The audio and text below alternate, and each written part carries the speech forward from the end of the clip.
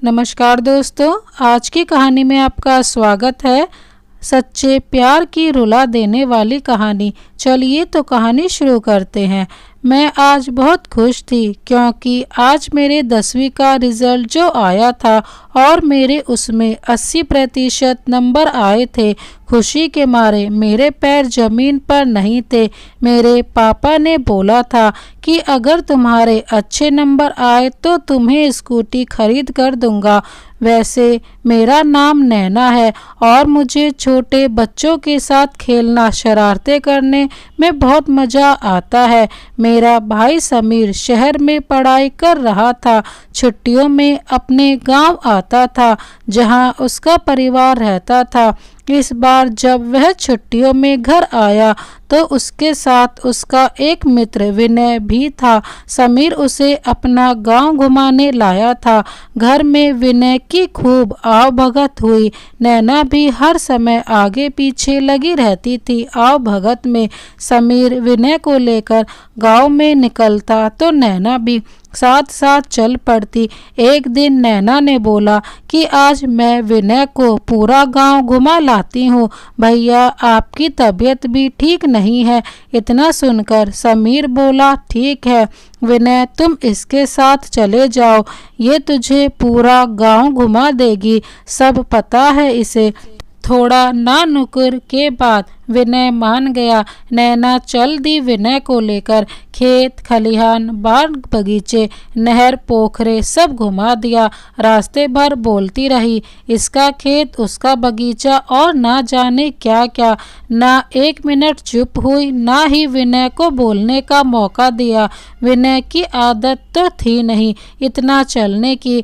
थक कर बैठ गया एक पेड़ की छांव में। मजबूरन नैना को भी बैठना पड़ा। बैठते ही बोली, मैंने बहुत पकाया आपको, अब कुछ आप भी पकाओ। नैना की बात पर विनय जोर जोर से हंस पड़ता है। आप हंसते हुए बहुत अच्छे लगते हो, बड़ी ही सरलता से नैना ने विनय से कहा। विनय पलक निहारता रहा उसे। तभी नैना उसकी तरफ देखकर बोल पड़ी, ऐसे क्या देख रहे हैं? विनय बोला, कुछ नहीं। दोनों ने ढेर सारी बात की। फिर दोनों घर वापस आ गए। रात के खाने के बाद छत पर टहलते हुए उसने बताया कि उसे शहर घूमने का बहुत मन करता है, पर भैया कभी ले ही नहीं जाते। वह शहर में पढ़ना भी चाहती है। अगर दिन मौसम बड़ा ही सुहाना था। नैना विनय के साथ टहलने निकली, पर आज वो थोड़ा शांत लग रही थी।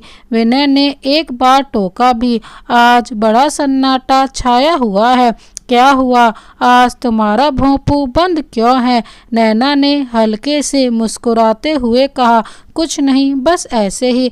आज कुछ बोलने का मन नहीं है, आज आप ही बात करो। फिर विनय बोलता रहा और नैना अपने ही ख्यालों में खोई हुई थी। विनय को देखे जा रही थी। समीर और विनय वापस शहर लौट गए। विनय गांव से वापस तो आ गया था, पर उसका मन वहीं कहीं अटक कर रह गया था। वहाँ के खेत खलिहानों में, आम के बागों में, या शायद नैना की मीठी मीठी बातों में। उसके अल्हड़पन में रह रह कर उसे नैना का ख्याल आता रहा। उसकी भोली सूरत, उसका अल्हड़पन, उसकी मासूमियत मन की गहराई में जगह बना चुकी थी। उसका ख्याल दिलो दिमाग पर नशे की तरह छाता जा रहा था। एक पल को भी उसे भूल नहीं पा रहा था। मन ही मन सोचने लगा कि अगली बार जब भी समीर के गांव जाएगा तो वह नैना से अपने दिल की सारी बात कह देगा। उसे पूरा यकीन था कि नैना भी उसे लगाव महसूस करने लगी है। विनय जल्दी से जल्दी नौकरी करना चाहता था ताकि वह नैना से शादी करने का प्रस्ताव रख सके। इधर गांव में समीर के पिता की तबीयत आए दिन खराब हो जाती थी। उसे उन्होंने नैना के ब्याह की चिंता सताने लगी। उन्होंने नैना के लिए लड़का देखना भी शुरू कर दिया। अपने जीते जी वह नैना के हाथ पीले करना चाहते थे। इस बात पर नैना रोने लगती है कि अभी शादी नहीं करनी है, अभी पढ़ना है। पर उसकी एक ना सुनी गई और देखभाल कर एक रिश्ता पक्का हो गया। समीर ने इतनी कम उम्र में शादी का विरोध किया, पर उसे भी चुप करा दिया। नैना के पिताजी हर हाल में अपने जीवन रहते नैना का विवाह कर देना चाहते थे। उसकी कम उम्र को दरकिनार करते हुए समीर ने विनय को बताया कि उसे गांव जाना पड़ेगा, नैना की सगाई है। नैना की सगाई सुनकर विनय को ऐसा झटका लगा जैसे करंट लग गया हो, जैसे किसी ने खाई में धकेल दिया हो। उसका मन मस्तिष्क सब सुन पड़ गया। अभी अभी तो उसके दिल में अरमानों ने अंगड़ाइयां लेना शुरू ही किया था। मन की तरंगों ने हिलोरे मारना अभी अभी तो सीखा था। एक ही पल में सब धराशाही हो गया। सारे सपने चकनाचूर हो गए। क्या कहें, किससे कहें, कुछ समझ नहीं आ रहा था। विनय की आंखों से आंसू से भीग गई थी। अभी तक ना तो नैना से उसकी दोबारा मुलाकात हुई, ना ही अपने मन की बात बता पाया। सब कुछ खत्म होता दिख रहा था विनय को। कहाँ खो गए यार? समीर ने झकझोरते हुए अपने दोस्त विनय से पूछा। विनय कोई जवाब ना दे सका, बस जड़वत सा खड़ा रहा। समीर ने विनय के साथ गांव चलने के लिए कहा, पर विनय ने मना कर दिया। वह नहीं चाहता था कि उसके अंदर की आग, जो अभी केवल धुआं छोड़ रही है, उसे और हवा दी जाए। वह अपने अरमानों की आग को लपेटों में बदलते नहीं देखना चाहता था। लेकिन समीर भी कम जिद्दी ना था। अपने विशेष आग्रह से उसने विनय को चलने के लिए राजी कर ही लिया। आज सगाई है, घर में चहल पहल मची हुई है। घर में रिश्तेदार भी इकट्ठा हुए हैं। विनय समीर के साथ बराबर काम में लगा हुआ है। कभी कभी उसकी नज़रें रिश्तेदारों की भीड़ में नैना को खोजते हुए नैना की नज़रों से टकरा जाती और कुछ पल के लिए समय वहीं रुक जाता।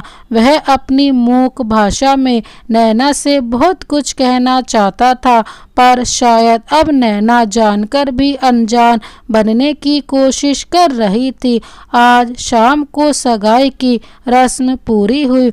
सामने ही विनय खड़ा था, अपने अरमानों की चिता धूं धूं कर जलते देख रहा था। सगाई के 1 महीने बाद ही शादी का मुहूर्त निकला। शादी में आने के लिए भी विनय को समीर ने अपनी दोस्ती की कसम दिलाकर हामी भरवा ही ली थी। विनय शादी के 1 दिन पहले गांव पहुंच चुका था। शायद अब भी उसके दिल में उम्मीद की कोई किरण बाकी थी। बहुत कोशिशों के बाद उसे मौका मिल ही गया नैना से बात करने का। उसने पूछा, नैना क्या तुम खुश हो इस शादी से? नैना ने जवाब दिया, बिल्कुल नहीं। विनय के मन में बहुत सारी उम्मीदें एक साथ जाग उठी। बस अपने मन की बात नैना के मुंह से सुनना बाकी था, इस विश्वास के साथ कि इस बार नैना उसके मन की बात कह ही देगी। उसने फिर से पूछा, क्यों खुश नहीं हो इस शादी से?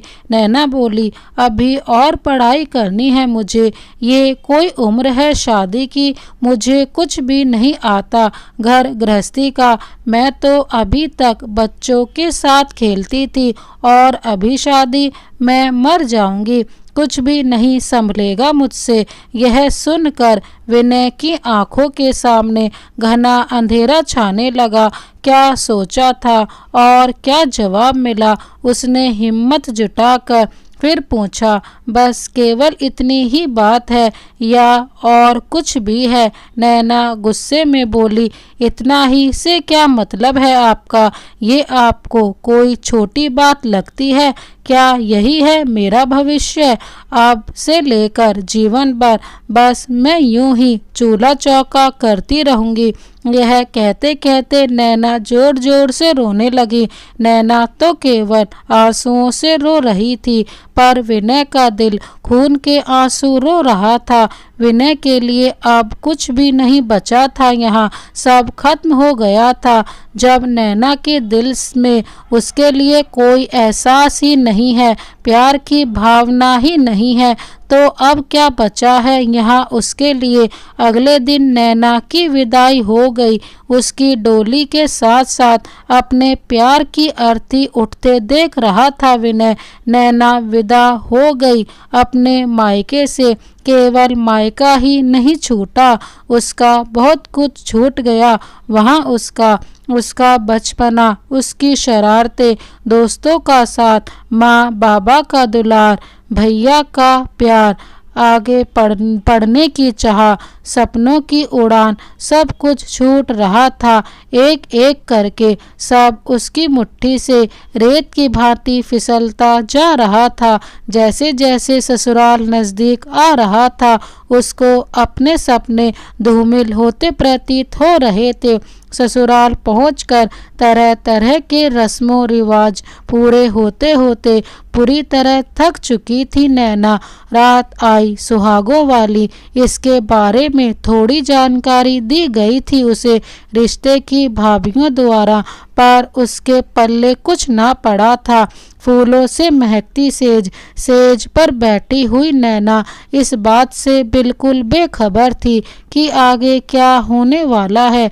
रात काफ़ी हो गई थी। नैना वहीं बैठे बैठे अधलेटी होकर सो गई। लगभग आधी रात बीत चुकी थी। अचानक कमरे का दरवाज़ा खुलने की आवाज़ से नैना की आंख खुल गई। अभी वह नींद में ही थी। बड़बड़ाते हुए बोली, क्या माँ इतनी जल्दी उठ जाती हो? मेरी भी नींद खराब कर देती हो। माँ नहीं, मैं हूँ श्याम। श्याम ने नैना के कानों में फुसफुसाकर कहा। इस अपरिचित आवाज को सुन नैना हड़बड़ा कर उठ बैठी। कौन है? कौन हो तुम? नैना डरी हुई थी। श्याम ने झट से अपना हाथ नैना के मुंह पर रख दिया। धीरे बोलो, कोई सुन लेगा। मैं तुम्हारा पति श्याम। यह कहते हुए श्याम ने अपना हाथ हटा लिया। नैना अपनी आंखें मलते हुए बोली, अभी तक आप घर से बाहर थे? श्याम ने कहा, हाँ, बस अभी अभी आया हूँ। नैना आश्चर्यचकित हो बोली, आपको डांट नहीं पड़ती? अगर मेरे भैया इतनी रात में घर लौटे तो पिताजी उन्हें घर में घुसने ही ना दे, हमेशा के लिए घर से बाहर निकाल दे। श्याम मुस्कुराते हुए बोला, घर से तो मुझे भी निकाल दिया जाए, अगर किसी को पता चल जाए तो। मैं तो रोज चोरी छिपे अंदर आता हूँ। नैना ने फिर सवाल किया, लेकिन आप इतनी रात तक कहाँ भटक रहे थे? आपको नींद नहीं आती क्या? अरे दोस्तों ने घेर रखा था, आने ही नहीं दे रहे थे। नींद तो बहुत आ रही है, अब तुम आराम से सो जाओ, मैं तुम्हें बिल्कुल भी परेशान नहीं करूँगा। यह कहते हुए श्याम ने बिस्तर पर से एक तकिया और चादर उठा ली। कमरे में पड़े हुए बेंत के सोफे पर जाकर पसर गया। यह देखकर नैना बोल पड़ी, आप सोफे पर क्यों लेट गए हैं? मैं यहाँ सोऊंगा ताकि तुम आराम से बिस्तर पर सो सको। श्याम बात बनाते हुए बोला, अरे मुझे कोई दिक्कत नहीं होगी, आप भी यहाँ आराम से लेट सकते हो। नैना ने श्याम को आश्वस्त करते हुए कहा। श्याम ने नजरें चुराते हुए नैना से कहा, मैं तुम्हारे साथ, मेरा मतलब कि एक ही बिस्तर पर साथ साथ सोने में मैं असहज महसूस करूँगा। इस बात पर नैना हैरानी से देखती रह गई शाम को। अगले दिन नैना सुबह ही तैयार हो गई। भाई जो आने वाला था उसे ले जाने के लिए पग फेरों की रस्म के लिए। नैना बहुत खुश थी कि इतनी जल्दी ही घर वापस जाने को मिल रहा है। समीर जैसे ही पहुंचा वहां पर नैना अपना पर्स लेकर एकदम तैयार हो गई जाने के लिए। सासू माँ ने समझाया, अरे बहू, इस तरह का उतावलापन नहीं दिखाते। अब ये घर तुम्हारा है और भाई इस घर का मेहमान है, तो मेहमान की आव भगत नहीं करोगी? आओ मेरे साथ, थोड़ा हाथ बांट दो मेरा। सासू माँ यह कहते हुए नैना को अपने साथ अंदर ले गई। अंदर जाकर सासू माँ ने नैना से पूछा, एक बात बता बहू, तुझे यहाँ कोई दिक्कत तो नहीं हुई? नैना ने हैरानी से देखते हुए कहा, कैसी दिक्कत माँ जी? सासू माँ सकुचाते हुए बोली, मेरा मतलब है इस घर में अनजाना सा तो नहीं लगा तुम्हें? श्याम ने परेशान तो नहीं किया तुम्हें? नहीं माँ जी, श्याम जी ने बिल्कुल भी परेशान नहीं किया और एक दिन में अनजानेपन जैसा कुछ भी नहीं लगा मुझे।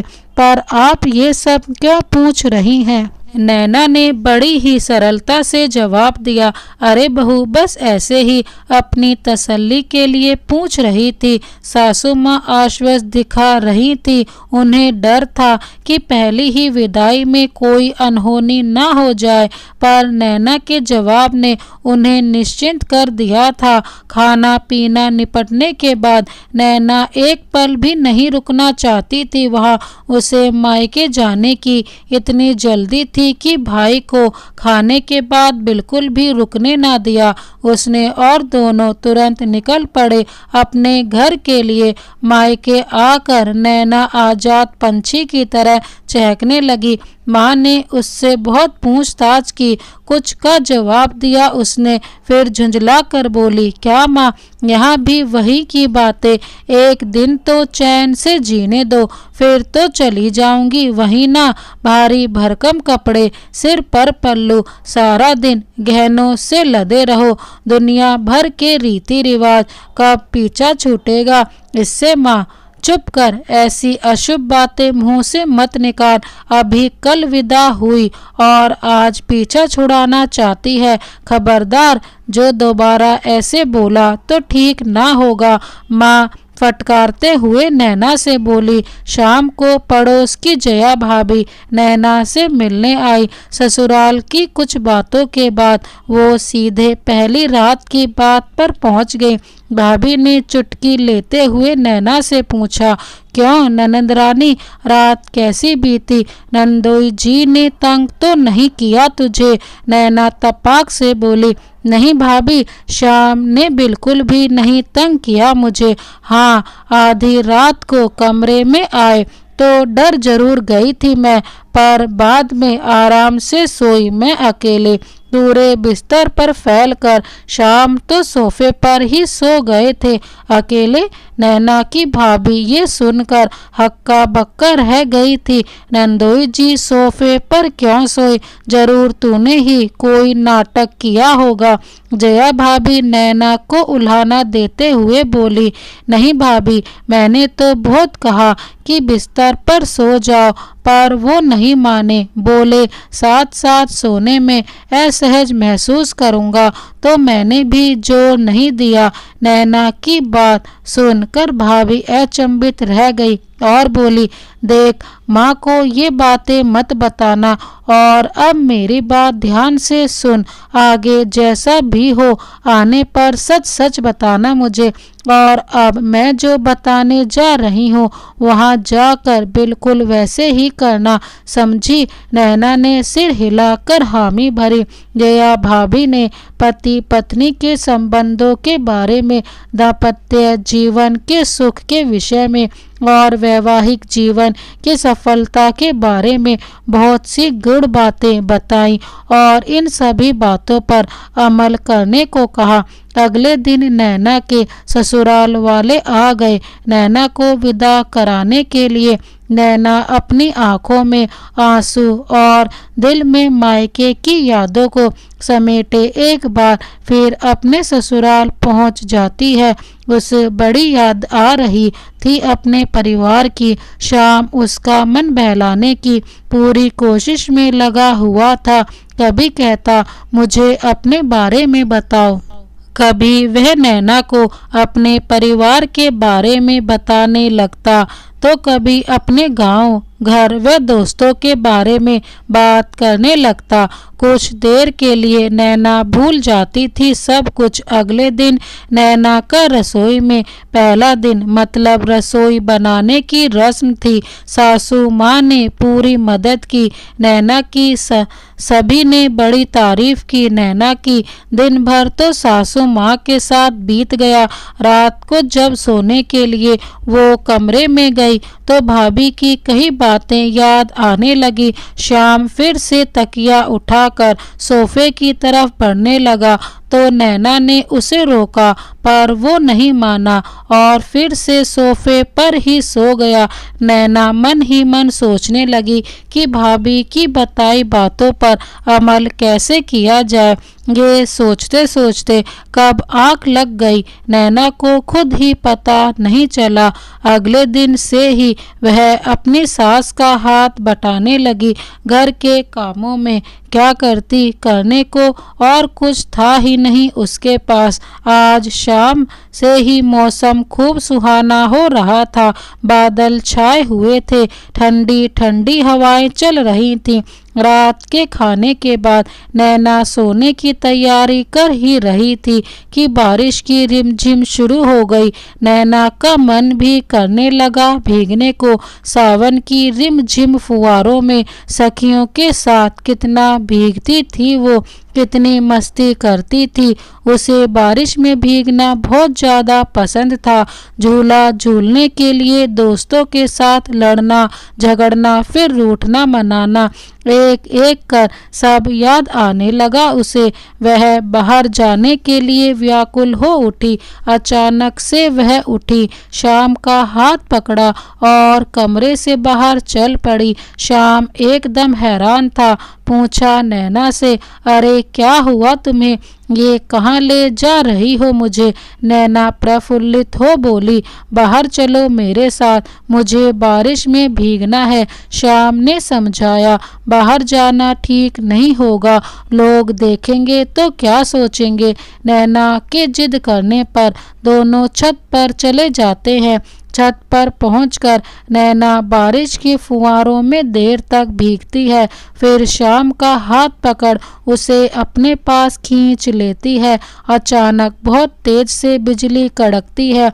नैना डर कर शाम के गले लग जाती है। शाम कुछ क्षण तक जड़वत खड़ा रह जाता है, पर धीरे धीरे खुद को रोक नहीं पाता और उसको गले लगा लेता है।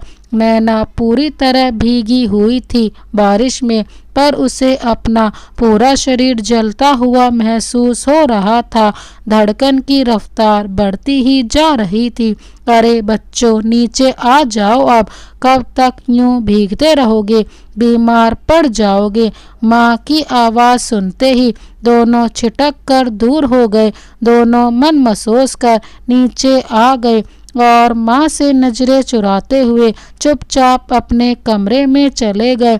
नैना ने अपने कपड़े बदले। शाम खुद पर नियंत्रण नहीं रख पाता और एकदम से उठकर नैना के पास आ जाता है। पीछे से उसको अपनी बाहों में भर लेता है। नैना शाम की ओर घूम जाती है और उसके अनछुए तन मन पर शाम के प्रेम की गहरी छाप पड़ जा रही थी। उसका एक एक स्पर्श वो अपने अंदर संजो कर रख लेना चाहती थी। अपना तन मन समर्पित कर देना चाहती थी अपने श्याम को। अचानक दरवाजे पर एक दस्तक हुई। दोनों बेबसी से अलग हुए एक दूसरे से। नैना ने झट से अपना आंचल समेटा। फिर श्याम ने दरवाजा खोला। सामने उसकी माँ खड़ी थी। बेटा, ये लो दूध पी लेना, बारिश में भीगने से बीमार पड़ जाएगा। और एक बार बीमार पड़ा तो 15-20 दिन की फुर्सत और फिर वहाँ से चली गई। थोड़ी देर बाद ही शाम को बुरी तरह छींकें आने लगी। नैना ने उसे हल्दी वाला दूध दिया और चादर ओढ़कर सो जाने को बोला। शाम फिर से सोफे पर सोने के लिए तकिया लेने बढ़ा ही था कि नैना ने उसका हाथ पकड़ लिया और बोली, अब और नहीं, आज से आप इसी बिस्तर पर और मेरे साथ ही सोएंगे। नैना ने श्याम का हाथ खींचकर बिस्तर पर बिठा दिया। अब श्याम बिल्कुल मना न कर पाया, या शायद मना करना चाहता ही नहीं था। वो बिस्तर पर ही लेट गया। नैना भी आकर उसके पास ही लेट गई। श्याम का चेहरा थोड़ा उतरा हुआ सा लग रहा था। नैना ने पूछा, ज़्यादा दिक्कत है क्या? श्याम ने सिर हिलाया। हाँ, सिर दर्द कर रहा है, मैं अभी दबा देती हूँ। कहते ही नैना उठकर सिर दबाने लगी और प्यार से श्याम को देखने लगी। श्याम भी उसे बड़े प्यार से देख रहा था और फिर उसे प्यार करना चाहता है, पर नैना उसे रोक देती है। कहती है, देखो अभी आपकी तबीयत बिगड़ रही है, अभी आराम करो। श्याम उदास हो जाता है और कहता है, जैसा आपका हुक्म। नैना कहती है, अब से हम लोग सिर्फ बात करेंगे जब तक आप पूरी तरह ठीक नहीं हो जाते। श्याम बुरा सा मुंह बनाते हुए कहता है, ठीक है, पर एक शर्त है। और वो शर्त क्या है? नैना ने बड़े ही शरारती अंदाज में पूछा। मैं तुमसे जो भी पूछूंगा तुम मुझे सब सच सच बताओगी। बोलो मंजूर? श्याम ने नैना से हामी भरवानी चाहिए। मुझे मंजूर है मेरे पति परमेश्वर। नैना ने उसे हंसते हुए जवाब दिया। श्याम ने कहा, देखो मुझे पति परमेश्वर मत कहो तो क्या नाम लूँ आपका? हाँ तो क्या हुआ, तुम मुझे मेरे नाम से बुला सकती हो। मैं कान्हा बोल करके बुलाऊं आपको? नैना ने अपनी पसंद बताई। हाँ कान्हा जी, अब बताएं आपको क्या पूछना है? नैना ने जानना चाहा। श्याम, तुमने पहले कभी किसी से प्यार किया है? नैना, नहीं, मुझे तो पता ही नहीं था कि प्यार होता कैसे है, लेकिन आपने मुझे सिखा दिया। लेकिन अभी जो तुम कर रही थी ये सब कहाँ से सीखा तुमने? श्याम ने नैना से पूछा। नैना, ये घुट्टी तो मुझे भाभी ने पिलाई थी मेरी पहली विदाई में, जब उन्हें पता चला कि आप सोफे पर सोए थे। श्याम, तो क्या तुम्हारी जिंदगी में अभी तक कोई एक भी लड़का नहीं आया था? नहीं, आपकी तरह कोई नहीं। ऐसे तो मैं लड़कों के साथ बहुत खेलती थी, मारपीट भी करती थी, उन पर लदकर उन्हें गिराने में मुझे बड़ा ही मज़ा आता था, पर ये वाला एहसास मुझे पहली बार हुआ है। कैसा वाला एहसास? श्याम छेड़ते हुए पूछता है। जैसे आपके पास होने पर मुझे होता है, नैना ने शर्माते हुए बोला। श्याम को नैना के भोलेपन पर बड़ा ही प्यार आ रहा था। श्याम ने फिर पूछा, अच्छा चलो ये बताओ तुम्हें मुझ में क्या अच्छा लगा? क्यों प्यार हुआ तुम्हें मुझसे? नैना ने मुंह खोला। आपकी हंसी, आपकी बातें बहुत अच्छी लगती हैं मुझे। अच्छा, और क्या क्या अच्छा लगता है? श्याम ने फिर से उसको छेड़ा और आपका अपना चेहरा छिपा लिया। आगे कुछ बोल ना सकी वो अपने दोनों हाथों से। और मेरे पास आना। श्याम ने उसे अपनी बाहों में ऐसे समेट लिया जैसे किसी छोटे बच्चे को गोद में लेते हैं और उसके सिर को हल्के हल्के से सहलाने लगा। नैना को अपनी बाहों में एक बच्चे की भांति समेटकर प्यार से उसका सिर सहलाते हुए श्याम मन ही मन सोचने लगा कि कितनी भोली है ये, कितना सरल स्वभाव, कितना कोमल मन, एकदम कोरे कागज की तरह, जो भी रंग चाहो उसमें भर लो, जिस सांचे में ढालना चाहो ढाल लो। कहीं मैं कुछ गलत तो नहीं कर रहा इसके साथ, कहीं ये रिश्ता इसके साथ अन्याय तो नहीं है। जब सच सामने आएगा तो क्या नैना कभी मुझे माफ़ कर पाएगी? और इसी उधेड़ बुन में कब उसकी आंख लग गई, उसे पता ही ना चला। आधी रात को अचानक नैना की आंख खुली तो खुद को शाम की बाहों में पाया। उसके चेहरे पे प्यारी सी मुस्कान तैर गई। एकाएक उसे तेज गर्मी का एहसास होने लगा। उसे महसूस हुआ कि शाम का हाथ जल रहा है। तुरंत माथा छूकर देखा तो उसे बहुत तेज बुखार था। नैना एकदम घबरा गई, दौड़कर सासू माँ के पास गई। सासू माँ ने उसे ठंडे पानी की पट्टियाँ रखने को बोला और खुद काढ़ा बनाने लगी शाम के लिए। शाम के माथे पर ठंडी पट्टियाँ रखते हुए नैना मन ही मन खुद को कोसे जा रही थी कि उसी की वजह से हुआ है ये सब कुछ। ना वो भीगने जाती, ना शाम बीमार पड़ता। नैना पूरे तन मन से शाम की देखभाल करने लगी। 2-4 दिनों बाद से ही शाम की सेहत में धीरे धीरे सुधार आने लगा, लेकिन कमजोरी अभी भी बहुत थी। दिन में काम निपटाकर नैना आकर बिस्तर पर लेट गई और लेटते ही झपकी आ गई। आजकल वह बहुत ज़्यादा थक जाती है। काम बहुत बढ़ गया था शाम की वजह से। बादल छाए हुए थे पर गर्मी बहुत थी, उमस भरी। एक तो इतनी गर्मी, ऊपर से लाइट भी चली गई। नैना पसीने से तरबतर हो रही थी। उसका आंचल अस्त व्यस्त हो गया था। उसके पास ही लेटे हुए शाम उसे अपलक निहारे जा रहा था।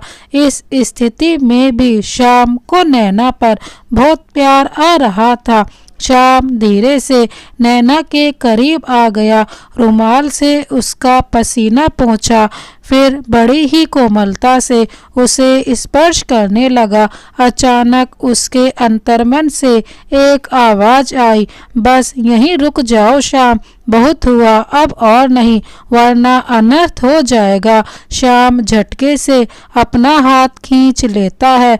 नैना की नींद खुल जाती है और वह उठकर बैठ जाती है। ये क्या कर रहे हो आप? नैना हड़बड़ाहट में बोली। कुछ नहीं, बस तुम्हारे माथे से पसीना पोंछ रहा था। शाम ने झेपते हुए कहा, आपको कुछ पता भी है? दरवाजे की कुंडी नहीं लगी है, माँ आ जाती तो।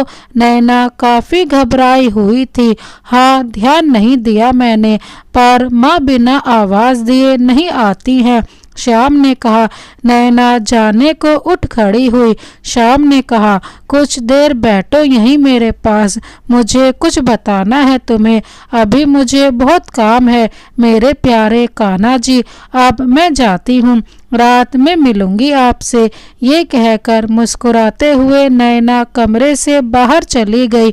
मौसम दोपहर से ही उमस भरा था, पर अब हल्की हल्की बूंदाबांदी शुरू हो गई थी। नैना अपना काम खत्म करके कमरे में आ गई।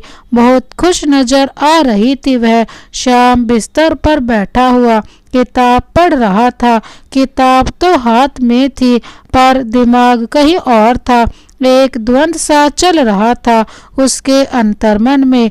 मन ही मन सोच रहा था कि कैसे बताऊं नैना को कि मैं उसके काबिल ही नहीं। भावावेश में आकर मैंने जो भी उसके साथ किया वो एक गलती थी जो मुझे नहीं करनी चाहिए थी। सच जानने के बाद नैना कहीं हंगामा तो नहीं मचा देगी, कहीं ये बात पूरे गांव में तो नहीं फैल जाएगी। अगर ऐसा हुआ तो मैं कैसे नजरें मिलाऊंगा सबसे, और माँ बाबा वो कैसे करेंगे दुनिया का सामना। पर अब कब तक छुप सकती है ये बात नैना से। वो बेचारी तो ना जाने कितने सपने संजो रही है, उसे अब और धोखे में नहीं रख सकता मैं। कमरे में आते ही नैना ने दरवाजा बंद कर लिया। वह श्याम के करीब आई और उसकी गोद में सर रख कर लेट गई। श्याम की हिम्मत नहीं पड़ रही थी कि आते ही तुरंत कैसे बता दे नैना को अपनी सच्चाई। उसे पता था कि सच्चाई पता चलते ही टूट जाएगा नैना का दिल और चकनाचूर हो जाएंगे उसके अरमानों का महल। नैना का दिल तोड़ने के लिए बहुत हिम्मत की जरूरत थी श्याम को। अतः बात शुरू करने के लिए भूमिका बनाते हुए श्याम ने कहा, बारिश हो रही है, चले भीगने। नैना ने मुंह बनाते हुए कहा, नहीं जाना मुझे, एक बार भीगी तो आप बीमार पड़ गए, अब मुझे नहीं पड़ना बीमार, वरना माँ काम करते करते परेशान हो जाएंगी। नैना ने श्याम के हाथ से किताब छीनते हुए कहा, मैं यहाँ आपकी गोद में पड़ी हूँ और आपको कोई फर्क ही नहीं पड़ रहा है। श्याम हल्के से मुस्कुरा देता है। आखिर कौन सा सच है जो श्याम ने अब तक छिपा के रखा है दुनिया से और नैना से भी। ये कमरे की खिड़की खुली हुई है, बाहर से ठंडी हवा का झोंका बीच बीच में आकर तन बदन में एक सिहरन सी पैदा कर रहा है। बारिश की रिमझिम माहौल को रोमानी बना रही है। कमरे में हल्के नीले रंग की रोशनी अपनी छटा बिखेर रही थी। खिड़की के पर्दे कभी हवा से उड़ जाते, कभी खिड़की से चिपक जाते और इस बीच बाहर से आती हुई रोशनी में नैना का चेहरा चांद सा चमक उठता। नीली रोशनी में बेहद हसीन नजर आ रही थी वह, पर श्याम ने मन में ठान ली थी कि अब एक भी गलती नहीं, खुद पर काबू रख पाना बहुत मुश्किल था, पर श्याम पूरी कोशिश कर रहा था। नैना उठी और शीशे के सामने गई, अपने बालों को खोला, हल्का कंघा किया, थोड़ा परफ्यूम डाला अपने ऊपर, अपनी साड़ी उतार कर एक हल्के गुलाबी रंग की नाइटी पहनकर वापस बिस्तर पर आ गई। नैना ने अपनी बाहें श्याम के गले में डाल दी, अपनी दोनों हथेलियों से श्याम का चेहरा थाम कर उसे अपने करीब खींच लिया नैना ने और उसकी आंखों में आंखें डाल फुसफुसाती आवाज में पूछा, क्या हुआ, बड़े चुप चुप से हो। श्याम ने कहा, कुछ नहीं, बस ऐसे ही। नैना उसके और करीब आ जाती है। नैना ने फिर पूछा, अब कहाँ गई आपकी शरारतें, क्या हुआ, इतने बुझे बुझे से लग रहे हो। श्याम हिम्मत जुटाकर बोला, मुझे तुमसे कुछ कहना है। नैना ने तुरंत श्याम के मुंह पर अपना हाथ रख दिया और बोली, अभी कुछ नहीं, अभी हम दोनों सिर्फ प्यार करेंगे। श्याम कोई प्रतिक्रिया नहीं दे रहा था।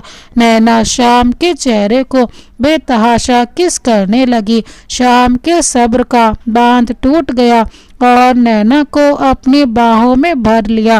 एक पल को सब कुछ भूल वह भी उसे पागलों की तरह प्यार करने लगा, पर अगले ही पल एक झटके से खुद को अलग किया नैना से और बिस्तर पर धराशायी हो गया। अचानक से ये बदला हुआ सा व्यवहार देखकर नैना अचंभित हो गई और श्याम से बोली, क्या हुआ आपको, कोई दिक्कत हो गई क्या। कुछ देर तक मौन रहने के बाद श्याम ने कहा, मैं तुम्हारे काबिल नहीं हूँ, मुझे माफ कर दो नैना, मैंने तुम्हें धोखे में रखा, अब तक मैंने बहुत बड़ी गलती की, मुझे माफ कर दो।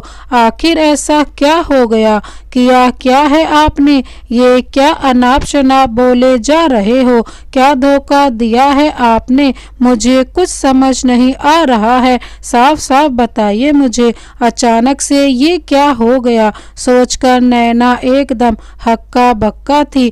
बताइए ना, क्या कहना चाह रहे हैं आप। श्याम को मौन देखकर नैना ने फिर पूछा श्याम से, नैना मैं तुम्हारा पति बनने के लायक नहीं हूँ, सकुचाते हुए कहा। अपना मौन तोड़ा श्याम ने, क्यों, क्या हुआ है? अच्छे भले तो दिख रहे हो, क्या खराबी है आप में? नैना ने मुस्कुराते हुए कहा, तुम समझ नहीं रही हो मैं क्या कहना चाहता हूँ। श्याम समझ नहीं पा रहा था कि नैना को कैसे समझाए। तो ठीक से समझाओ ना मुझे। नैना ने फिर शरारती अंदाज में कहा, मैं तुम्हें वैवाहिक जीवन का सुख नहीं दे पाऊंगा और ना ही तुम्हें मातृत्व का सुख दे पाऊंगा। इन शब्दों को बोलते हुए श्याम को ऐसा लग रहा था जैसे उसके शरीर का खून सूख गया हो। क्यों, किसी और को चाहते हो क्या? नैना थोड़ी गंभीर हो गई। नहीं, ये बात नहीं है, श्याम ने परेशान होकर कहा। तो फिर सीधे सीधे बताइए, पहेलियां क्यों बुझा रहे हैं इतनी देर से? जल्दी बताइए, अब एक पल भी इंतजार नहीं कर सकती मैं, नैना ने झुंझलाते हुए कहा। नैना, तुम्हें तो पता ही होगा कि दुनिया में इंसान केवल आदमी और औरत के रूप में ही नहीं होते। कुछ लोग ऐसे भी होते हैं जिनमें आदमी व औरत दोनों के ही गुण होते हैं। श्याम ने बहुत हिम्मत करके स्वयं पर संयम रखते हुए और सकुचाते हुए कहा, आप मुझे क्यों बता रहे हो, वो भी इस वक्त?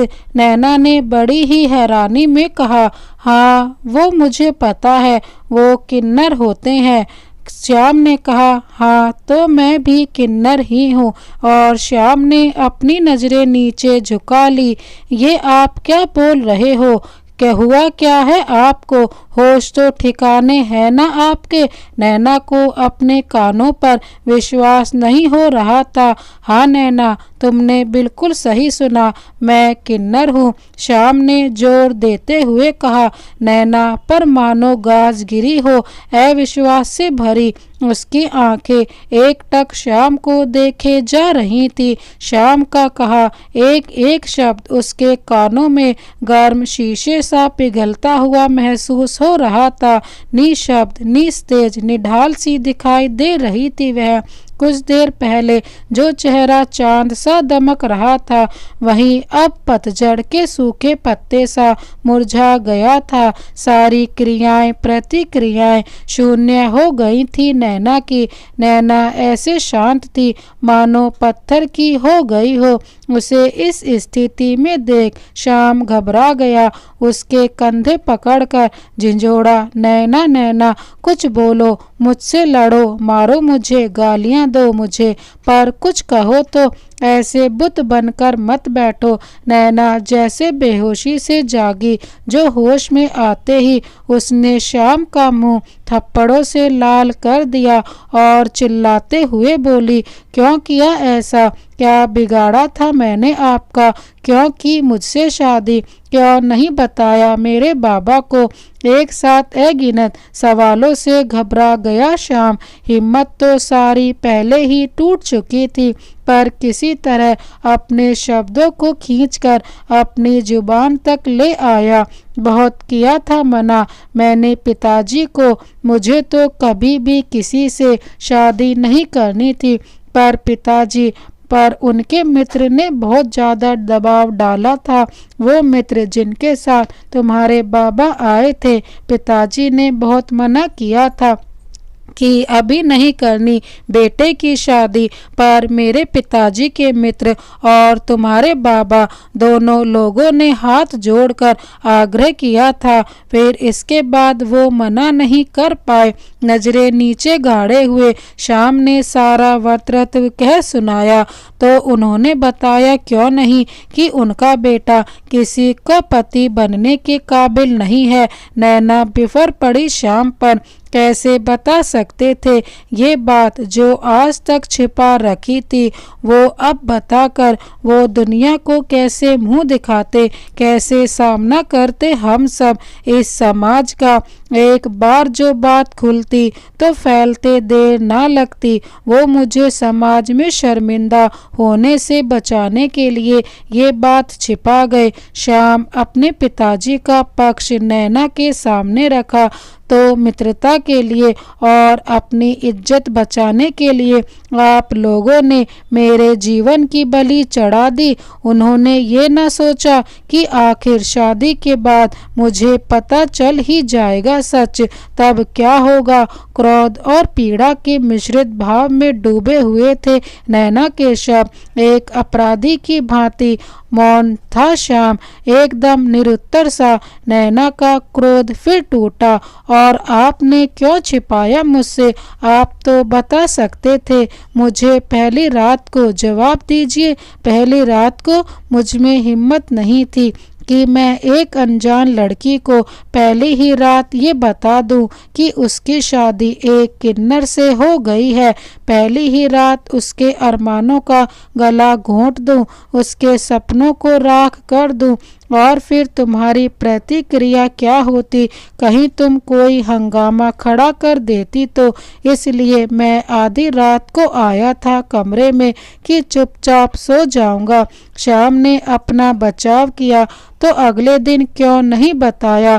फिर सवाल किया नैना ने। अगले दिन तो तुम्हें याद ही है कि क्या हुआ था। तुम बारिश में भीगने गई और बिजली कड़की। फिर वाक्य अधूरा छोड़ दिया। उस दिन बारिश हो रही थी और पूरे घर की लाइट भी गई हुई थी और बारिश की वजह से बिजली तेज कड़क रही थी। तेज बिजली के कड़कने लगी।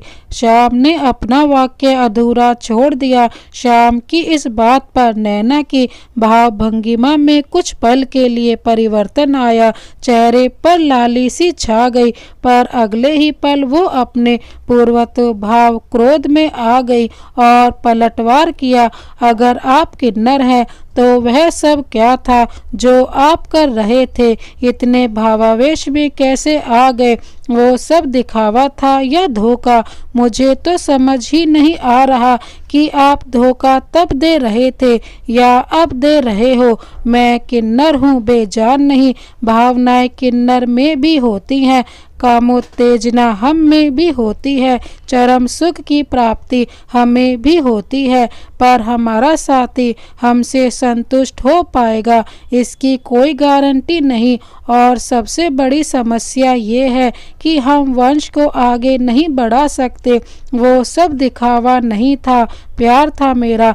अपने भोलेपन से तुमने मुझे दीवाना बना लिया। तुम्हारी सरलता और अल्हड़पन ने कब जगह बना ली मेरे दिल में, मुझे खुद भी पता ही ना चला। प्यार हो गया है तुमसे। मेरे प्यार को धोखा मत कहना कभी भी। भावुकता में बहुत कुछ बोल गया श्याम। श्याम बात को आगे बढ़ाते हुए कहा, अब फैसला तुम पर है। मेरी तरफ से तुम आज़ाद हो, जब चाहो मुझे छोड़कर जा सकती हो। नैना गुस्से में बोली, छोड़कर चली जाऊं ताकि समाज मुझे दोष दे कि मैं भाग गई, कीचड़ मेरे परिवार पर उछले और आप बेदाग रहें दुनिया के सामने। वाह, बहुत अच्छा सोचा आपने। कोई आँच नहीं आने दूंगा तुम पर, श्याम ने भरोसा दिलाया। आँच नहीं आने देंगे तो अब क्या बताएंगे दुनिया को? अब नहीं होगी समाज में बदनामी आप लोगों की। अब कैसे सामना करेंगे समाज का? उखड़े स्वरों में बोली नैना। मैं समाज का सामना करूंगा, पर सच छिपाकर यही बताऊंगा कि मेरा किसी और के साथ संबंध है, इसलिए तुम मुझे छोड़कर चली गई। नैना को श्याम ने समझाया, तुम आराम से सोचकर फैसला कर लो। श्याम ने सब कुछ नैना पर छोड़ दिया। नैना को कुछ समझ नहीं आ रहा था कि अब वो क्या करे।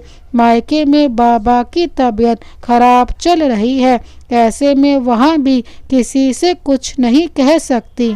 जया भाभी तो अपने घर की है नहीं, ये बात उन्हें बताना ठीक नहीं है। क्या करे अब वो? किससे कहे अपने दिल की बात? उसका सिर चकराने लगा। मन ही मन सोचने लगी, ये कहाँ फंस गई। अच्छी भली पढ़ाई कर रही थी, कितनी अच्छी जिंदगी थी वो मेरी। कुछ दिनों पहले जहाँ एक दूसरे में समा जाना चाहते थे दोनों, अचानक उनके बीच एक दीवार खड़ी हो गई है। नैना एकदम चुप चुप सी रहने लगी है। उसके चेहरे की रौनक खत्म हो गई है। उसका अल्हड़पन, चुलबुलापन जाने कहाँ गुम हो गया। श्याम इस बात से बहुत दुखी था, पर नैना से कुछ भी कह नहीं सकता था। सारे अधिकार खो दिए थे उसने। दोनों के बीच की दूरी सासू माँ से छिप ना सकी। नैना का बुझा बुझा चेहरा सब कुछ बयां कर रहा था। श्याम से अकेले में पूछा माँ ने, क्या हुआ बेटा? कई दिनों से देख रही हूँ बहू का चेहरा इतना उतरा हुआ क्यों है? कुछ हुआ क्या तुम दोनों के बीच में? श्याम सकपका गया और बोला, नहीं माँ, कुछ भी तो नहीं। वो उसके बाबा की तबीयत खराब है, शायद इसलिए दुखी है। तो क्यों नहीं उसको मायके ले जाता? अपने बाबा से मिल लेगी तो चैन मिल जाएगा, माँ ने श्याम से कहा। श्याम अभी माँ से बात कर ही रहा था कि पिताजी की आवाज़ सुनाई पड़ी। श्याम, देख बहू के मायके से फ़ोन आया है, बात करा दे उसकी। नैना दौड़ कर गई और फ़ोन उठा लिया। हेलो, हाँ भैया, क्या हुआ? सब ठीक तो है ना? नहीं, ठीक नहीं है लाडो, बाबा की तबीयत अचानक से बिगड़ गई है। अब ज़्यादा समय नहीं है उनके पास, मुलाकात कर ले, तुझे बहुत याद कर रहे हैं। समीर के इतना कहते ही फ़ोन नैना के हाथ से छूट गया और वह जोर जोर से रोने लगी। सासू माँ दौड़ कर आई, नैना को संभालते श्याम से बोली, बेटा जल्दी जा, जाने की तैयारी कर। और पहुँचते ही नैना तेजी से बाबा के कमरे की ओर दौड़ी। बिस्तर पर बाबा पड़े हुए थे, उन्हें बहुत कमज़ोर दिख रहे थे। वह जाकर अपने बाबा से लिपट गई। बहुत कुछ कहना चाहती थी उनसे, बहुत कुछ पूछना चाहती थी, पर अब समय नहीं बचा था बाबा के पास। बेटी के गले लगते ही उनके हलक से एक हल्की सी आवाज़ आई, बिटिया। और फिर वो आवाज़ हमेशा के लिए शांत हो गई और छोड़ गई अपने पीछे अनगिनत सवालों के घेरे में नैना को, जिसके जवाब अब शायद किसी के पास भी नहीं मिल पाएंगे। नैना के बाबा की तबीयत बहुत पहले से खराब चल रही थी, लेकिन नैना इस बात से परिचित नहीं थी। फिर वह अपने बाबा के गले लगकर तेज तेज की रोने लगी और बाबा की आवाज़ हमेशा के लिए शांत हो गई। बाबा की गर्दन एक तरफ को लुढ़क गई। एक हाथ जिसे वो नैना के सिर पर रखने की कोशिश कर रहे थे नीचे लटक कर झूल गया। एक अनजानी आशंका को दिल में समेटे नैना अपने बाबा को बार बार बोले जा रही थी, बाबा उठो, कुछ बोलो ना, ऐसे चुप मत रहो, देखो ना तुम्हारी गुड्डो तुम्हें जगा रही है। कहते कहते नैना दहाड़े मार मार कर रोने लगी। समीर, जो कि अपने पिता के पैरों की तरफ बैठा था, वो समझ गया कि अब सब समाप्त हो चुका है। वो भी जोर जोर से रोने लगा। माँ का तो रो रो कर बुरा हाल था, उनकी तो जैसे दुनिया ही उजड़ गई थी। पूरा वातावरण शोकमय हो गया था। रात तक रिश्तेदारों का आना जाना लगा रहा। जब कोई रिश्तेदार पहुंचता, एक नए सिरे से रोना धोना शुरू हो जाता।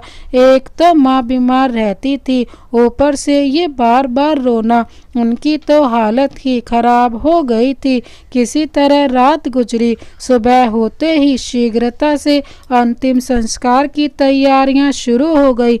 नैना के सास ससुर भी सुबह ही पहुंच गए थे।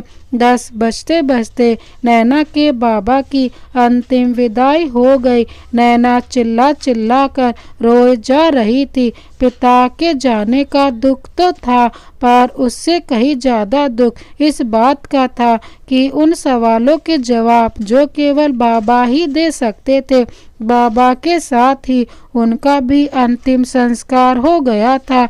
एक बार फिर घर का पूरा वातावरण शोकमग्न हो गया। घर से अर्थी निकलते ही घर की महिलाएं घर के शुद्धिकरण अर्थात साफ सफाई में जुट गई। नैना की मदद जया भाभी ने कराई। माँ तो अपने में ही व्यस्त हो गई थी। अंतिम संस्कार कर सभी घर वापस आ गए।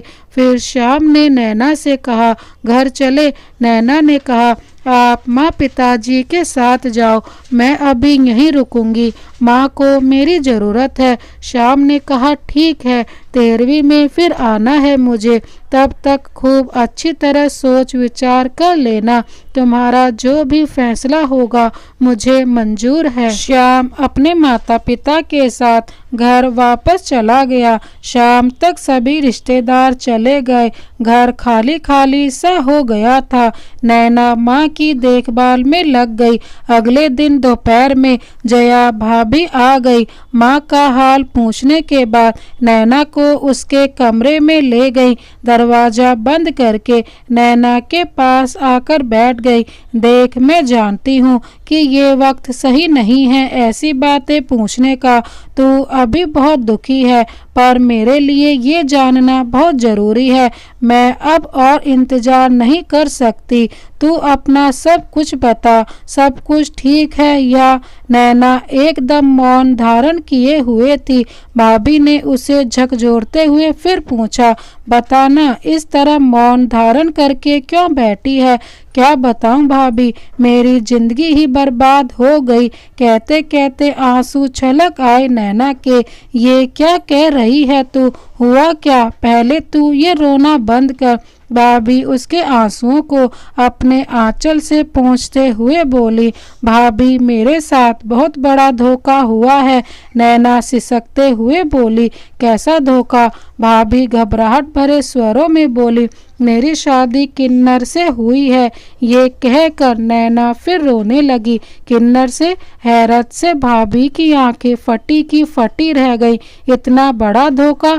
ये तो हद पार हो गई। देख लाडो, अब तू दोबारा उस घर में कदम नहीं रखेगी। हम कतई न जाने देंगे तुझे अब। भाभी गुस्से से आग बबूला हो उठी। नैना ने सारा वृत्तांत कह सुनाया भाभी से। भाभी ने मौका देखकर समीर को इस सच्चाई से अवगत कराया। ये सब सुन आग बबूला हो उठा समीर और नैना से बोला, कहा था बाबा से मत करो इतनी जल्दी शादी, मगर एक ना सुनी। हड़बड़ तड़बड़ में इतनी बड़ी गलती कर बैठे। कोई छानबीन नहीं करने दी मुझे। अपनी बेटी की जिंदगी के साथ खिलवाड़ करके चले गए और उस श्याम को तो मैं छोड़ूंगा नहीं। पूरे गांव में बदनाम कर दूंगा। कहीं भी मुंह दिखाने लायक नहीं छोड़ूंगा। भैया आप ऐसा कुछ भी नहीं करेंगे। नैना ने रोते हुए कहा, ये तू बोल रही है लाडो? समीर को विश्वास नहीं हो रहा था। तेरी जिंदगी बर्बाद की है उन लोगों ने, ये समझ आ रहा है ना तुझे? समीर ने गुस्से में कहा, हाँ भैया समझ रही हूँ, पर मैं उस पूरे परिवार की जिंदगी नर्क नहीं बना सकती। नैना बोली, तुझे इतना महान बनने की कोई जरूरत नहीं है, जरा दिमाग से काम ले। समीर ने नाराजगी दिखाई। समीर को विश्वास नहीं हो रहा था कि इतने बड़े धोखे के बाद भी नैना ऐसे सोच रही है। क्या जरूरत है इतनी दया दिखाने की? समीर ने गुस्से में कहा, अब तू वहां अपन वापस बिल्कुल नहीं जाएगी और मुझे जो भी करना है वो तो मैं करके ही रहूँगा। भैया इतना आग बबूला होने की कोई ज़रूरत नहीं है। मैं सोचूंगी इस बारे में, पर आप अभी शांत हो जाओ, फिर हम बैठकर शांति से सोचेंगे कि करना क्या है आगे। नैना ने समीर को शांत करने की कोशिश की। थोड़ा सामान्य तो हुआ समीर, पर अभी भी गुस्से में ही था वो। फिर बिना कुछ कहे ही कमरे से बाहर चला गया। नैना का तो सोच सोच कर सिर चकराने लगा, क्योंकि फैसला उसे ही लेना था। रात में खाने के बाद जया भाभी, समीर और नैना छत पर इकट्ठे बैठे बात करने के लिए। जया भाभी ने बात शुरू की और बोली, नैना अभी तो कुछ भी नहीं बिगड़ा है, आराम से तेरी दूसरी शादी हो सकती है। बस तू शाम को ना में ही जवाब देना, उसके किसी भी बहकावे में मत आना। अपनी दया भावना को एक किनारे रखकर खुले दिमाग से ही फैसला लेने की जरूरत है। इस वक्त नैना ने कोई प्रतिक्रिया नहीं दी, चुपचाप सुनती रही। उसकी चुप्पी देखकर समीर बोला, कुछ सुन भी रही है तू जो भाभी ने कहा, या मन में कुछ और ही खिचड़ी पका रही है तू? सब सुन रही हूँ भैया, नैना ने बड़ी ही ठंडी सी प्रतिक्रिया दी। साफ पता चल रहा था कि उसके मन में कुछ और ही चल रहा है। समीर ने फिर कहना शुरू किया, तुझे पता है लाडो, अपना विनय तुझे बहुत पसंद करता है। नैना चौंक गई, हैरानी से भाई की ओर देखा और बोल पड़ी, ये आप क्या कह रहे हो भैया? हाँ लाडो, मुझे भी अभी जल्दी ही पता चला, समीर ने पूरे विश्वास के साथ कहा। विनय ने खुद कहा आपसे क्या? नैना ने ये जानने को उत्सुक थी। नहीं नहीं, उसने नहीं कहा, पर उसकी डायरी ने सारे राज खोल दिए। समीर बोला, मतलब? नैना ने अनजान बनते हुए पूरी बात जानने की कोशिश की। समीर ने फिर नैना को बताना शुरू किया। एक दिन उसके कमरे पर गया था किसी काम से, उसकी डायरी खुली पड़ी थी। अचानक मेरी नज़र पड़ गई उसकी डायरी पर, तेरा नाम लिखा था उस पर। मेरी बेचैनी बढ़ गई सच्चाई जानने के लिए, तो मैंने उसे चाय बनाने को बोला। जब वो चाय बनाने चला गया तब पढ़ी मैंने उसकी डायरी। वो तभी से तुझे चाहने लगा था जब पहली बार यहाँ आया था। अगर उसने तभी बता दिया होता तो आज ये नौबत ना आती। नैना सुनकर शांत बैठी रही। उसे याद आने लगा कि शादी में विनय कुछ कहना चाहता था, पर वो समझ नहीं पाई। नैना इसी उधेड़-बुन में थी कि समीर फिर से बोला, देख लाडो, विनय अभी भी तुझसे प्यार करता है। अब मैं तेरी और विनय की शादी करा दूंगा, तू जीवन भर सुखी रहेगी। अब जया भाभी ने भैया की हाँ में हाँ मिलाते हुए बोली, ये बहुत अच्छी सोची तुमने। विनय देखने में तो अच्छा है ही, व्यवहार कुशल भी बहुत है, अच्छी रहेगी जोड़ी दोनों की। ये कहते हुए भाभी ने इस रिश्ते पर अपनी मोहर लगा दी। नैना सब चुपचाप सुने जा रही थी, पर कुछ भी समझ नहीं पा रही थी कि उसे क्या करना चाहिए। वह सोच रही थी कहीं ऐसा ना हो कि पहले बाबा के कारण सब बिगड़ गया और अब भैया के कारण सब खराब हो जाए। इसलिए अब जो भी करना है उसे खुद ही करना है। अगले दिन खाने पीने का काम निपटाकर नैना अभी फुर्सत पाई ही थी कि भैया उसके कमरे में आकर बैठ गए और पूछा नैना से, कुछ सोचा तूने? नैना ने अनजान बनते हुए पूछा, किस बारे में भैया? क्या लाडो, तू भी ना? अरे विनय के बारे में। और किसके बारे में? समीर ने झुंझलाते हुए कहा। अभी कुछ दिमाग काम ही नहीं कर रहा। नैना ने बात टालने की कोशिश की।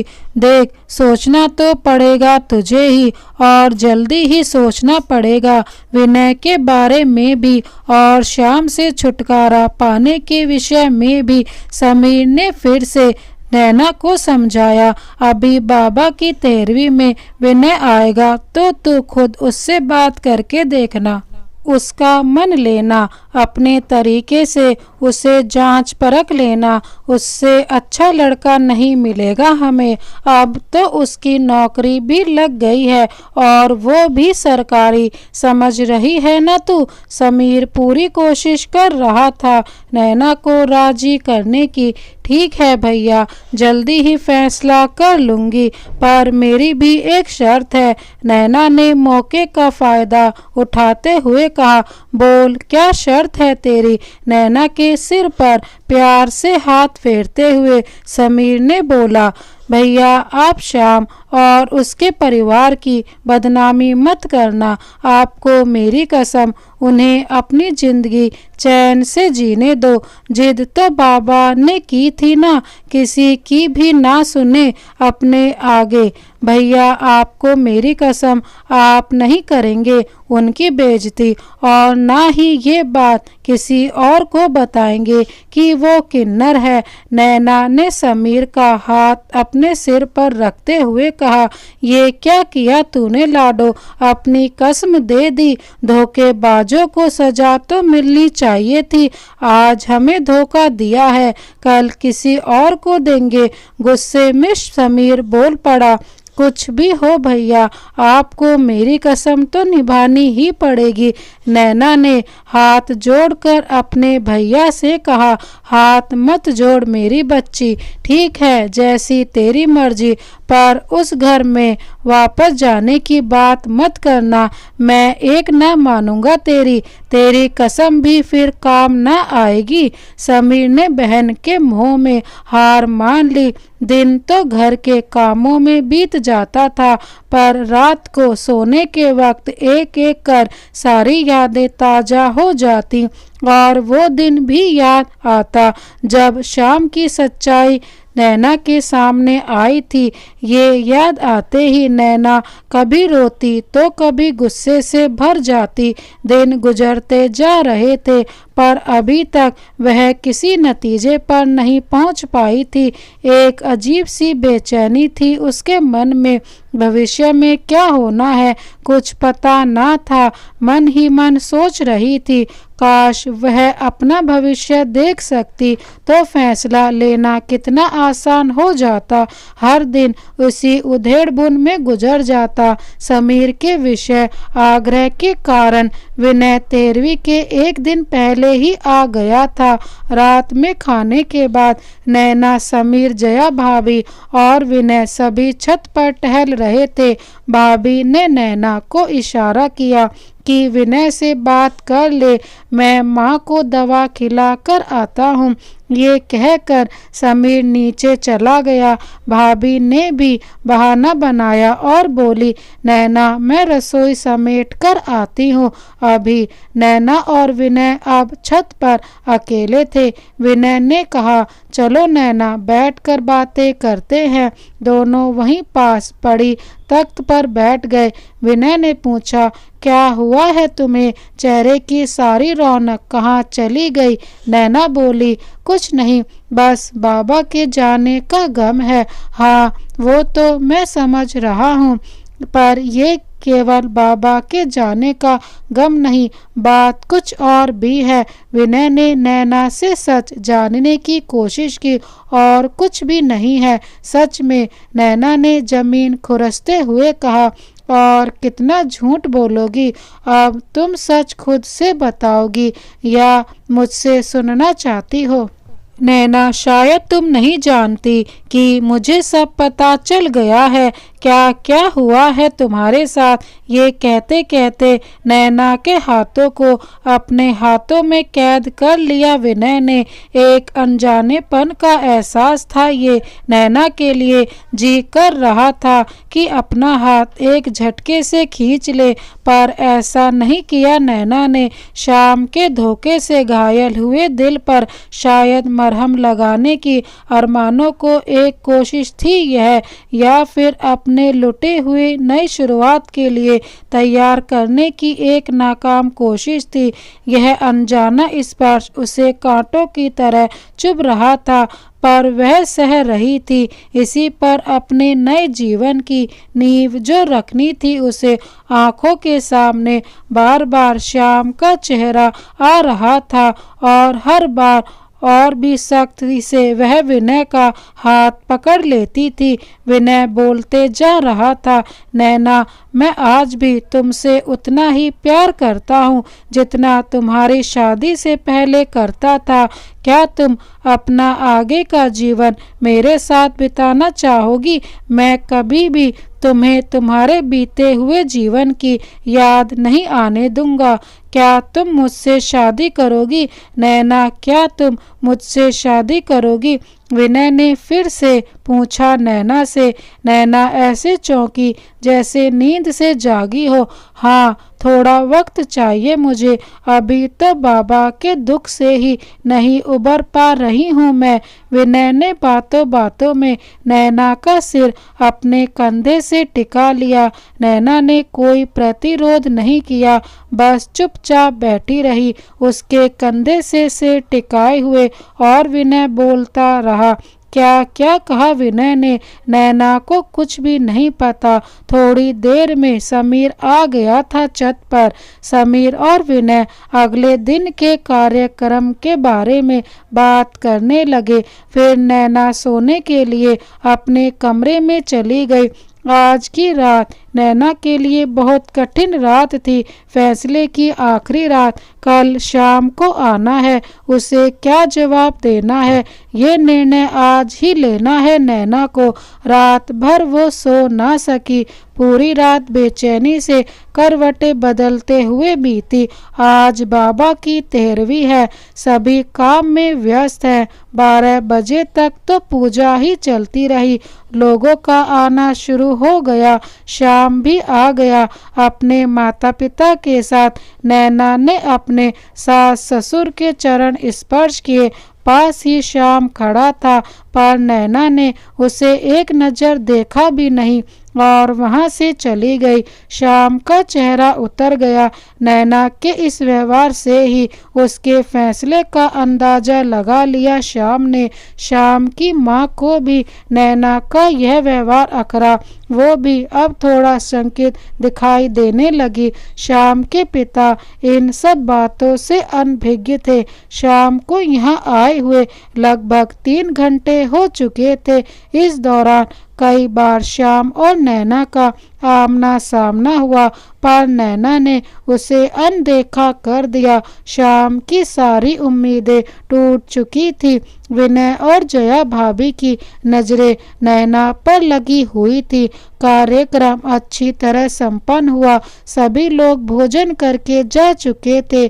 जब घर के लोगों ने भोजन कर लिया, तब श्याम के पिता नैना की माँ से बोले, अब हम भी विदा की इजाजत चाहते हैं। बहू से कहे कि चलने की तैयारी कर ले। जी बिल्कुल, यह कहकर नैना की माँ ने जया को भेजा नैना को बोलने के लिए। श्याम का दिल बैठा जा रहा था। उसे पता था कि अभी नैना का क्या जवाब आएगा। मौका देखकर श्याम ने जया भाभी से इच्छा जाहिर की, एक बार नैना से मिलने की। जया भाभी श्याम को नैना के कमरे तक पहुंचाकर खुद बाहर ही रुक गई। कमरे में एक तरफ तख्त पड़ी थी, दूसरी ओर 2 कुर्सियां पड़ी थी। दरवाजे के सामने वाली दीवार में खिड़की थी और नैना खिड़की की ओर मुंह करके खड़ी थी। कमरे के अंदर कदम रखते ही श्याम ने आवाज दी, नैना, हम घर वापस जा रहे हैं। क्या फैसला किया तुमने? नैना ने पलट कर देखे बिना ही जवाब दिया, मैंने फैसला कर लिया है। मैं आपको और आपके घर को हमेशा हमेशा के लिए। कहते कहते नैना वहीं रुक गई। मैं समझ गया, अब आगे कुछ कहने की जरूरत नहीं। श्याम ने नैना को आगे बोलने से रोक दिया। अब हम हमेशा के लिए एक दूसरे से अलग हो रहे हैं। अब तक तुम्हारे साथ जो भी हुआ उसके लिए मैं हमेशा तुम्हारा दोषी रहूंगा। हो सके तो मुझे माफ़ कर देना, एक किन्नर समझकर ही माफ़ कर देना। सुना है किन्नर की दुआओं में बहुत असर होता है। मेरी यही दुआएं हैं कि तुम्हारी आगे की जिंदगी खुशियों से भरी हो, तुम्हें इतनी खुशियां मिले कि ये बुरे दिन तुम हमेशा के लिए भूल जाओ। अब मैं चलता हूँ। श्याम जाने के लिए पलटता है, तभी नैना की आवाज़ सुनाई पड़ती है, रुको, अभी बात पूरी नहीं हुई है मेरी। श्याम पलट कर बोलता है, अब क्या बाकी रह गया है नैना? श्याम एकदम हताश सा खड़ा था। नैना पलटकर लगभग दौड़ती हुई सी आकर श्याम से लिपट जाती है। मैं हमेशा हमेशा के लिए आपको और आपके घर को अपना बनाना चाहती हूँ। मैं आपके बिना नहीं जी सकती कान्हा जी, मैं मर जाऊंगी आपसे दूर रहकर। नैना बोले जा रही थी, उसकी आंखों से झरझर आंसू बहे जा रहे थे। श्याम को अपने कानों पर विश्वास ही नहीं हो रहा था। उसने नैना का चेहरा अपने दोनों हाथों में लेकर बोला, ये क्या बोल रही हो तुम? मैं सच कह रही हूँ कान्हा जी, नैना ने रोते रोते कहा। श्याम ने उसके आंसू पोंछे और उसे तख्त पर बैठाते हुए बोला, पहले अपना रोना बंद करो। अब बताओ, क्या तुमने अच्छे से सोचकर विचार कर लिया है? हाँ, मैंने खूब अच्छी तरह से सोच लिया है, नैना बोली। अभी भी आंसू बह रहे थे उसकी आंखों से। लेकिन नैना, मैं तुम्हें शारीरिक सुख दे पाऊंगा कि नहीं ये मुझे नहीं पता। क्या तुम जीवन भर सन्यासिनी बनकर रहोगी? पूछा श्याम ने। नहीं चाहिए मुझे शारीरिक संतुष्टि, मुझे सिर्फ और सिर्फ आपका प्यार चाहिए। मैं मीरा बनकर अपने कान्हा के साथ जीवन गुजार लूंगी। आप मेरा पहला और आखिरी प्यार हो। प्यार के बिना जीवन भी कोई जीवन है। आपके प्यार के बिना जीवित होते हुए भी मेरा ये शरीर शव के समान होगा और शव को किसी भी तरह के सुख की आवश्यकता नहीं होती है और न ही कोई उसे शारीरिक सुख सकता है। नैना ने कहा, लेकिन मैं कभी तुम्हें मातृत्व का सुख भी नहीं दे पाऊंगा। श्याम ने बहुत ही निराशा भरे शब्दों में कहा, जरूरी नहीं कि अपनी कोख से जन्म देकर ही मातृत्व का सुख मिले। हम बच्चा गोद ले लेंगे, हमें ममता का सुख भी मिलेगा और बच्चे का भविष्य भी उज्जवल हो जाएगा। नैना ने पूरे विश्वास से भरकर कहा, नैना, अभी तुम शायद भावुकता में ये निर्णय ले रही हो। ऐसा ना हो कि बाद में तुम्हें अपने निर्णय पर पछताना पड़े। श्याम ने नैना को समझाने की कोशिश की। नहीं कान्हा जी, मैंने खूब अच्छी तरह सोच समझकर ये फैसला लिया है। मैं अपने फैसले से ना कभी पलटूंगी और ना ही कभी पछतावा होगा मुझे। अब कोई और सवाल जवाब नहीं, मैं चल रही हूँ आपके साथ अपने घर। कान्हा जी, मैं आपसे बहुत प्यार करती हूँ। ये कहते हुए नैना श्याम से लिपट गई। श्याम ने भी उसे प्यार से अपनी बाहों में भर लिया। कमरे के बाहर खड़ी जया भाभी नैना के इस फैसले से हतप्रभ थी, पर दोनों सच्चे प्रेम को देख उनकी भी आंखों से में आंसू आ गए और वह आंसू पोंछते हुए वहां से चली गई। दोस्तों, ये कहानी आपको कैसी लगी हमें कमेंट बॉक्स में ज़रूर बताएं। इसी तरह की कहानी देखने के लिए हमारे चैनल को अभी सब्सक्राइब कर बेल आइकन को प्रेस कर दें। Thank you so much. Vande Mataram.